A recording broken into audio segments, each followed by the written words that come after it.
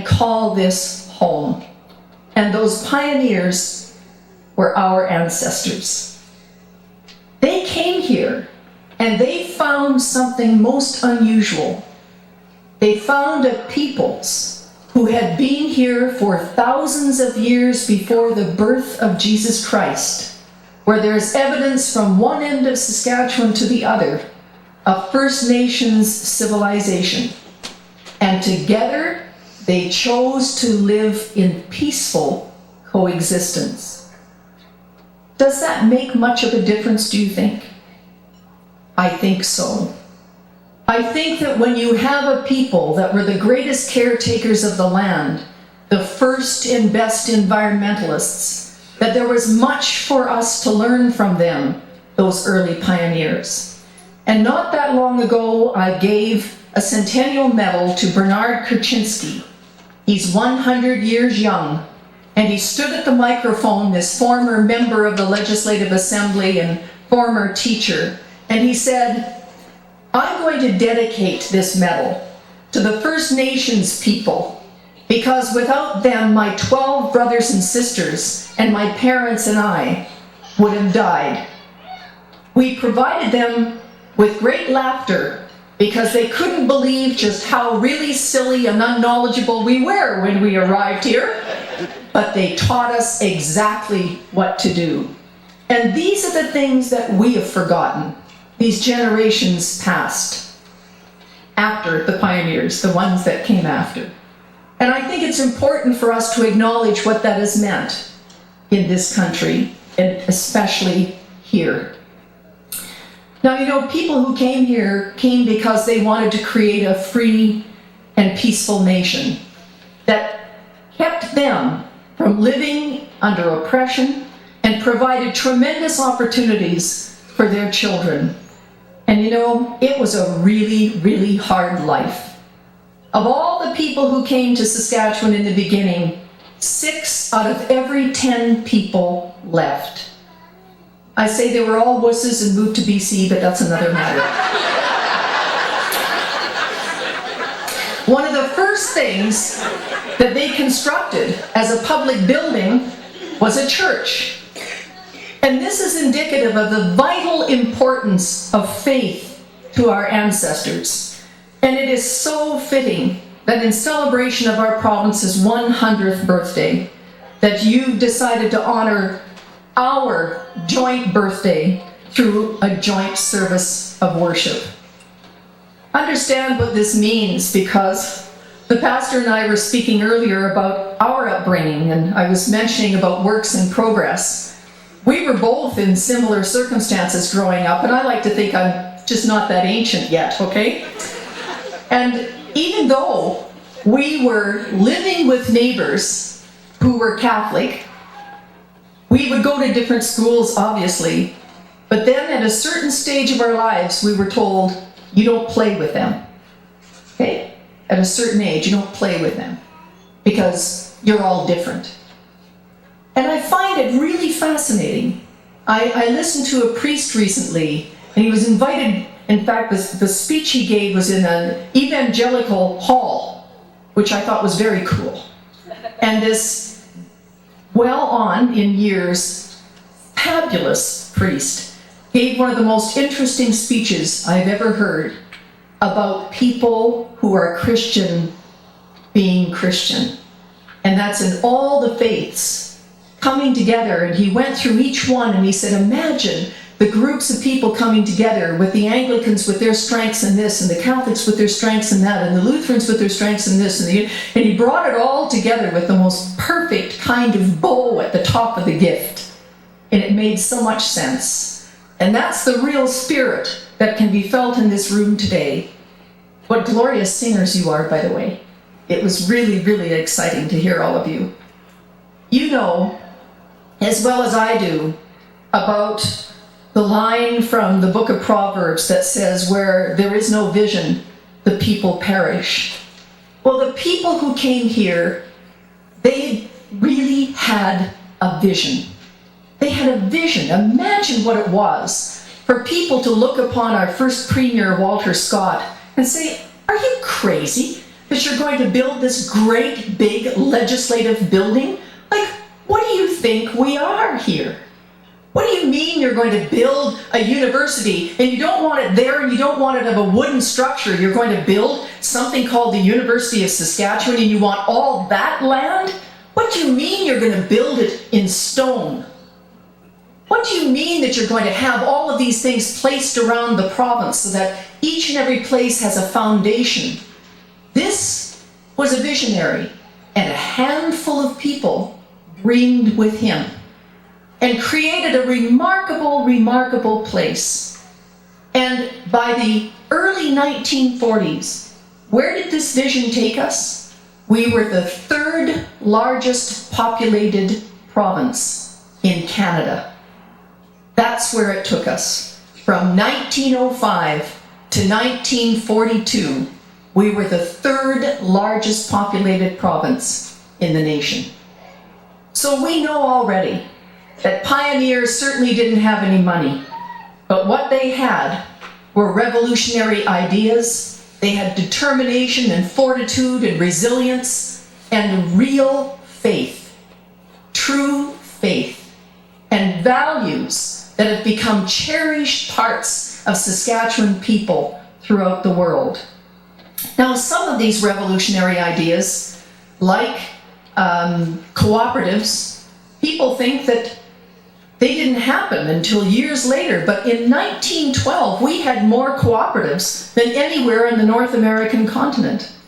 And we're inclined to think that the marvel of Medicare sort of erupted in the middle of the 20th century, when in fact in 1906, the first municipally funded hospital in North America became a reality in none other than Lloydminster. In 1915, the RM of Sarnia employed the first publicly funded doctor in North America. We were the first place anywhere on the planet to treat tuberculosis for free in the 1920s. So there was a history here of people wanting to do things that mattered for each other, to take care of one another, to be inventive.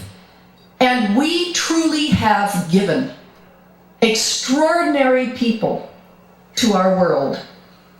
And when I said in every field of endeavor, I mean it. And I'm going to tell you, it's not just because we're better looking and smarter that we've made these contributions. It's because of these values that have been addressed already today, that our people are coveted, whether they're in the media, like Alan Fotheringham from Hearne, Saskatchewan, where everybody read Maclean's magazine from the back to the front when he was the contributor to it for so many years. NBC News correspondent Keith Morrison, who was born in Lloydminster and still has many, many family members here. And in fact, I sang with his sister for years in Saskatoon. Eric Malling, the late Eric Malling, who was a dear friend, and his mom was my Sunday school teacher for years and years. The most honored person in the field of journalism in Canadian history, who was from my town of Swift Current. Journalist and now Consul General to New York, Pamela Wallin, who still launches her books from Wadena, Saskatchewan. The Nobel Prize-winning Henry Tobey from Neudorf, Canadian Space Agency astronaut, the first non-American to be in charge of 1,000 people at NASA, to be not just an astronaut, but an aquanaut, to be someone who does robotic neurosurgery in his spare time. From Saskatchewan, Dr. David Williams. The incomparable Joni Mitchell. Buffy St. Marie from the Cree Reserve of Capel Valley. Opera singer John Vickers. And the list is endless. At one point, imagine this, when I was pretty hyped up in those days about farm families and banks. Anyway, every head of every chartered bank of Canada at one point had been born and raised in Canada. And there were two, not one, but two heads of the Bank of Canada born and raised in this province. Not that long ago on the front page of the Financial Post, if you looked at the front page, it was all about those people who are at the cutting edge, the top of the oil and gas industry in the North American continent. Excuse me, they were all born and raised in Saskatchewan. I was not surprised. And we have so many people who have done such remarkable things. A young man that went to school with my daughter, he's about 2 years ahead of her, so that would make him 43 years old. The head of Cisco Systems. What does that mean to anybody? Well, it's a multi-billion organization. Multi-billion-dollar organization. But you know what was so key? What has he done with this? Well, he has gone through the United Nations and done wonderful, wonderful things for the most needy people on our earth. And then we have had the unprecedented number of diplomats. In other words, you're looking at how many per capita, and Saskatchewan has produced the greatest number. And I think it says something. I think our world is better off with us spread around it. To show people that compassion matters, that you won't climb over anybody to get where you're going, that you're not guided only by money, that in the end what matters most is your word and your bond, and it's more important to be trusted than to be liked. Those things matter to people everywhere, and so we matter to them. And then of course we come to the worthy but not the newsworthy people. The names of so many accomplished and generous individuals with which we're not really familiar. The people who organize in every one of their towns, their villages, their cities. The people who fundraise for worthy causes, who operate community-minded businesses, who are part of all the things that enrich our lives through the artistic endeavors that they either bring to us or participate in. These are the people who make every day of our lives better. And these are the ones that have made Saskatchewan truly a magnificent place in which to live. So we're all here to celebrate, as you've done for the last few days. We're here to give thanks, and we're here to feel really proud, as we should. It's a milestone, and it is a perfect opportunity to acknowledge our neighbors who make such outstanding contributions. And I am very honored, of course, to be able to award Saskatchewan Centennial medals throughout the province this year. And I also had commissioned, for this year only, a very special pin, which is called the Lieutenant Governor's Celebration of the Arts pin. It's modest, but it's given with love. And it's a beautiful pin. It's dark, dark royal blue with a gold C for celebration and an A for the arts, with a small wheat sheaf and a crown. And I hope you will do this, because when you see people with these pins, I want you to ask them how it is they're involved with the arts. And then I want you to say something. Thank you. Thank you if you're someone who's written poetry for us, or sculpted something beautiful, that you've organized an arts festival, or you paint pictures, if you sing songs, if you play in an old-time band, if you teach people how to dance, if you're the local music teacher. I want you to say thank you to the people who make sure that music festivals have existed longer in this province, alongside Alberta, by years longer than any other provinces in Canada. You know, you all know that the Grey Cup, of course, came from Governor General Earl Grey. What you don't know is it was his idea to have music festivals as well. And Saskatchewan and Alberta were the only two places that chose to do that for decades. So our lives are richer for all of these people. And I hope that what you will do when you see them with their pin is just walk up, ask, and then say, good on you. Now, I'm going to end, believe it or not. I wasn't going to go on this long. On July 1st, of course, I'm always so fortunate because I have several events that day, one of which is a citizenship court first thing in the morning, and then there are different events leading up to the official opening of Canada Day. And this year I went off to, a couple days ago, to Swift Current then, and the sunset ceremony at the RCMP barracks. They're all wonderful.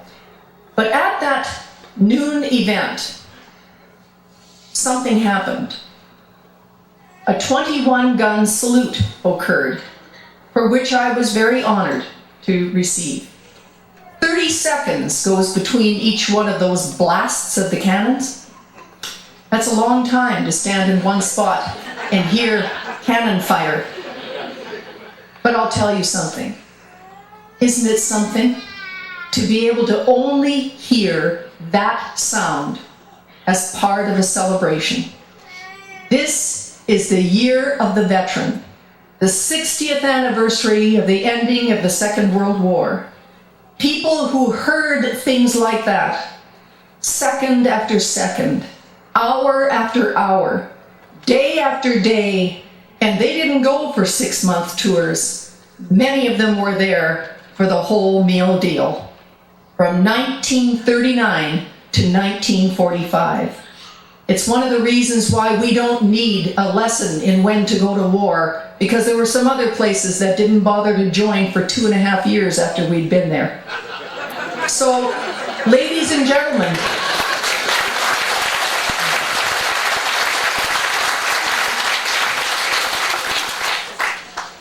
these people were not only the greatest volunteers Canada's ever known.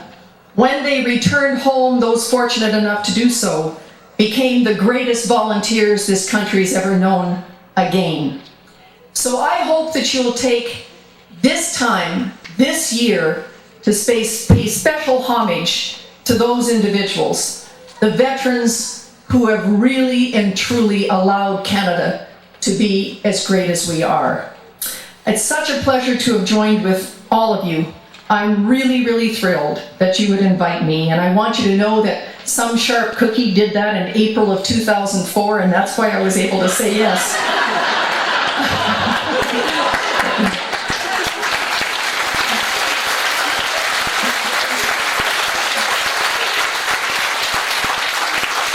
Girls and boys and ladies and gentlemen, I am proud to stand with you and bring you this message. Official greetings on behalf of Her Majesty, Queen Elizabeth II, our Queen of Canada. Thank you very much.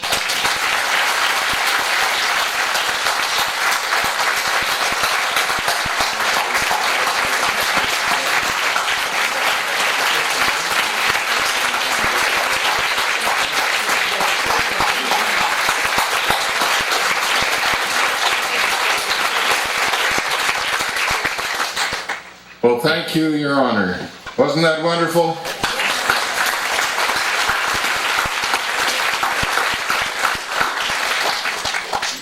We're going to have her do a couple more duties here too, but just before I lose my track here, I just want to thank you on behalf of all the people assembled here today for coming and speaking to us and giving us such a meaningful message at this special time in our province's history. And in our...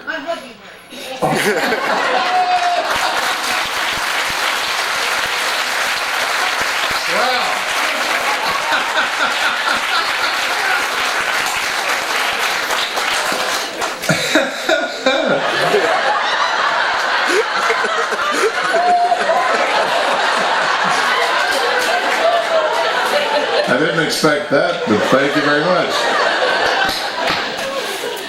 You know, as you can tell from her remarks, she has a boundless enthusiasm and a passion for this province. She also knows a lot about the history and the geography. I learned something today that I obviously didn't remember from school. And speaking of geography, she's seen a lot of this province. She was telling me that I don't think she's had a free day since back in June sometime, and probably many more to come. So once again, thank you very much.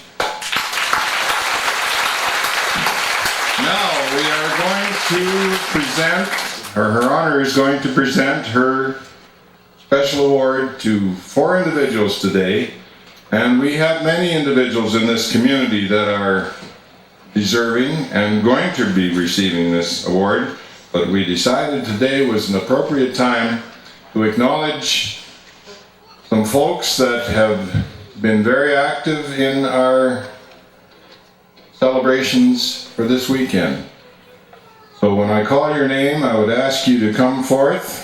Lionel and I are going to, my good buddy, he's back there, okay? There's 4 of them. I'm going to do the first 2 and he'll do the next 2. Her Honor will present the pin, so we'll ask you when your name is called to stand and come forward. And first I would like to call on Ruth Connelson.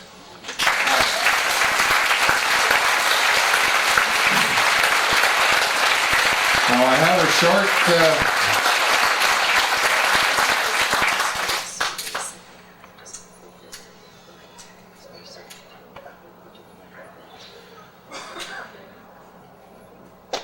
just stay put, Ruth. We're going to tell something about you here. We won't tell everything we know, but Ruth, of course, as all the local folks will know, has been very active in our music life in this community for many years. She's been a piano teacher for 17 years. She's worked with the Watrous Music Festival Committee for 25 years and was president for 4 of those years. She's quite involved with the Jubilees, as you can see, as an accompanist and director, and she's currently employed as a high school secretary. And Ruth has been involved in music for her church for 30 years. So Ruth, it's a very well-deserved award. Congratulations.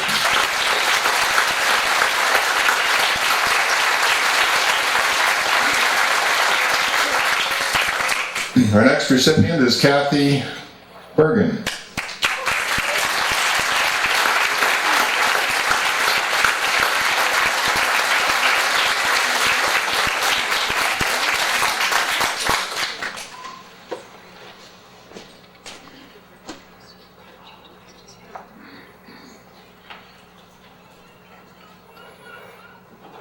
Okay.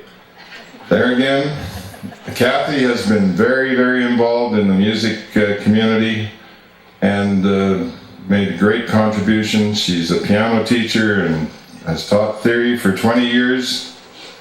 Watrous Music Festival Committee, involved for 20 years and president for 6 of those years. She's accompanist and director of the Jubilees, and she currently teaches music to a number of students, several of which were my grandchildren. Unfortunately, some of them bailed out here this year, but there's a couple left, so hopefully they'll continue on. So Kathy has demonstrated a great degree of dedication and professionalism for not only her students, but this whole community and all the things she's involved in. Thank you, Kathy.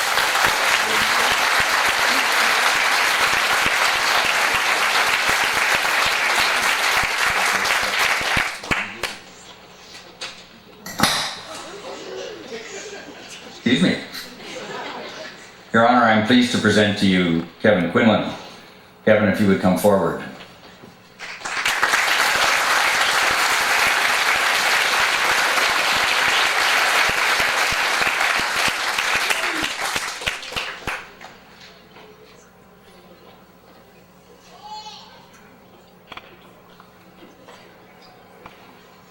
Kevin is a visual artist who has worked and taught visual arts throughout Saskatchewan for 25 years.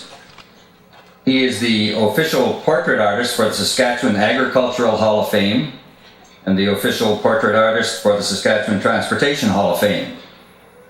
Kevin was an artist in residence in this community about 5 years ago, Kevin? 7 years ago? How time passes when you're having fun.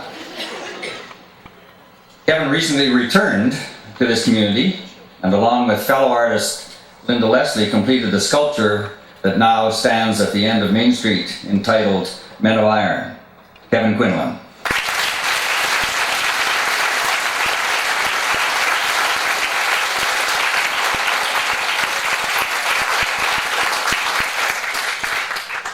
Your Honor, I'm very pleased to present to you Linda Leslie.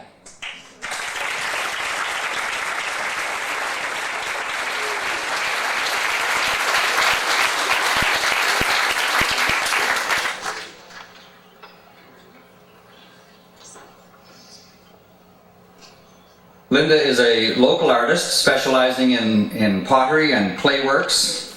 She's been very actively involved in many local organizations in Watrous, including the local Watrous Arts Council.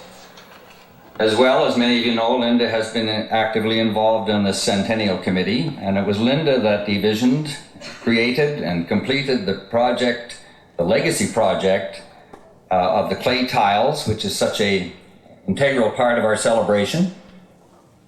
And of course, Linda and Kevin completed the community sculpture, which I mentioned just a moment ago with Kevin, which we unveiled on Friday.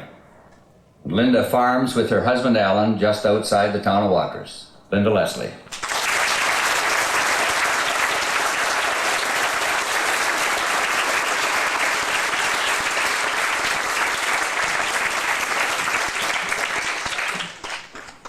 Ladies and gentlemen, would you please rise for the departure of the Lieutenant Governor?